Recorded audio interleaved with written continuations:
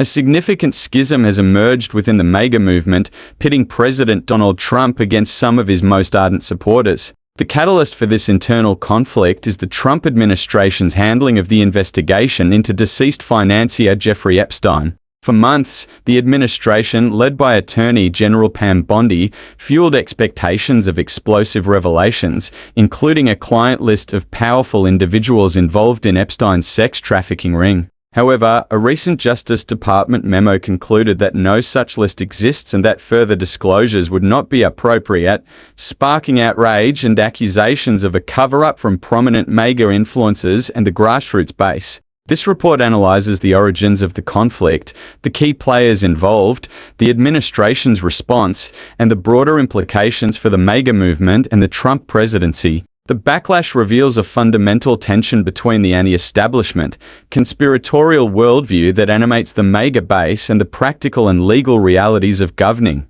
While the immediate focus is on the Epstein files, the anger is symptomatic of deeper frustrations regarding perceived betrayals on core promises and a persistent feeling among supporters that the deep state continues to protect a corrupt elite, even with their champion in the White House. There's a civil war brewing. But it's not between Democrats and Republicans. It's happening inside the most loyal, most monolithic political movement in modern American history. The MAGA faithful are in open revolt. And the man they're revolting against? The one they built their entire political identity around, Donald J. Trump. What could possibly cause such a family feud? What could test a bond that has seemed for years unbreakable? The answer is a story of promises made, expectations shattered, and a conspiracy theory that grew so powerful, it's threatening to devour its own creators. It's a story about a dead pedophile, a phantom list, and the moment a president told his followers to stop believing the very thing he encouraged them to believe.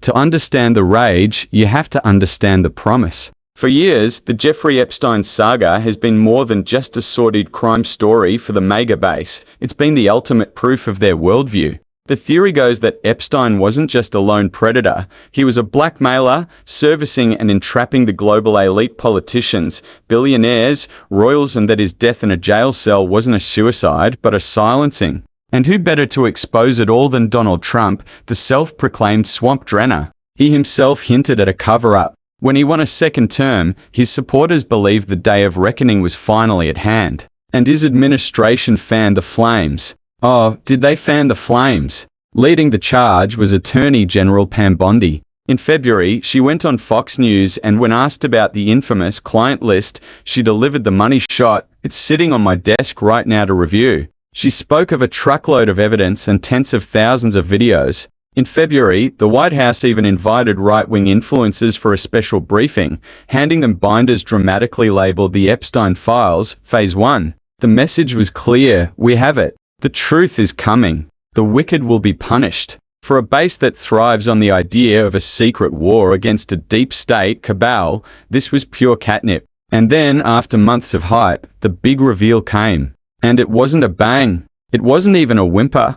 It was a 2-page and signed memo from the Department of Justice. The memo essentially said, oops, never mind. It concluded there was no evidence of a client list, no evidence of foul play in Epstein's death, and that most of the files were sealed by a court to protect victims and wouldn't be released. The reaction was instantaneous and volcanic. Influencers who had built their brands on this stuff felt betrayed. Laura Loomer, a fierce Trump defender, warned the issue could cost Republicans seats in the midterms. Megyn Kelly called Bondi either lazy or incompetent. Steve Bannon demanded a special counsel. At the Turning Point USA conference, a gathering of the young MAGA faithful, the crowd loudly booed the administration's findings. The base was saying, "We've been played." And the person they felt played by wasn't the deep state or the Democrats. It was the Trump administration itself. President Trump, a man who usually orchestrates the outrage, suddenly found himself on the receiving end of it.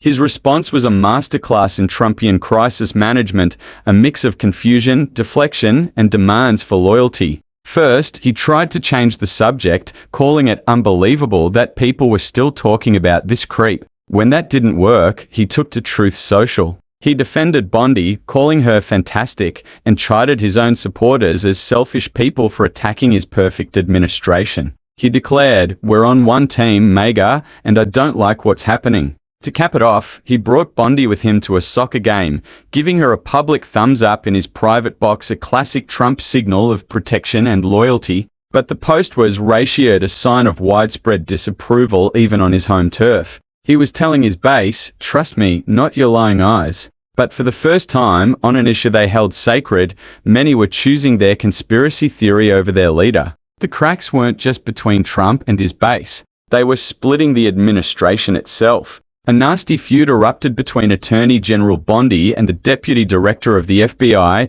Dan Bongino, a hero in the MAGA world. Reports surfaced of a fiery confrontation at the White House, with Bongino furious over the handling of the files. He reportedly felt the FBI wanted more transparency, but was blocked by the DOJ. The fallout was so severe that Bongino, a man who built his career on fighting the deep state, considered resigning from Trump's own government. This wasn't just office politics. This was a proxy war for the soul of the movement. Do you follow the institutional procedure, as Bondi now claimed she had to?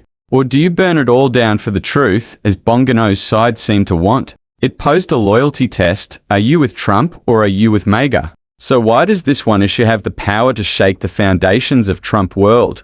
Because it's not really about Jeffrey Epstein. It's a symbol for a much deeper anger and sense of betrayal. The MAGA movement is fueled by a profound sense that the system is rigged. They see a winner-take-all economy where Wall Street elites and globalists get rich, while Main Street gets left behind. They feel their jobs have been offshored, their communities hollowed out, and their values mocked by a hostile culture. They are lonely, angry, and feel excluded from the American dream. Epstein, to them, is the embodiment of that corrupt elite. And the promise to expose his network was a promise to finally hold those people accountable. When the Trump administration failed to deliver, it felt like the ultimate betrayal, proof that even Trump, their champion, had been co-opted by the very swamp he promised to drain. This Epstein fiasco is just the most visible symptom of a wider discontent. Supporters are also grumbling about what they see as broken promises on mass deportations and government spending. They were promised a revolution, but they're getting the messy reality of governing.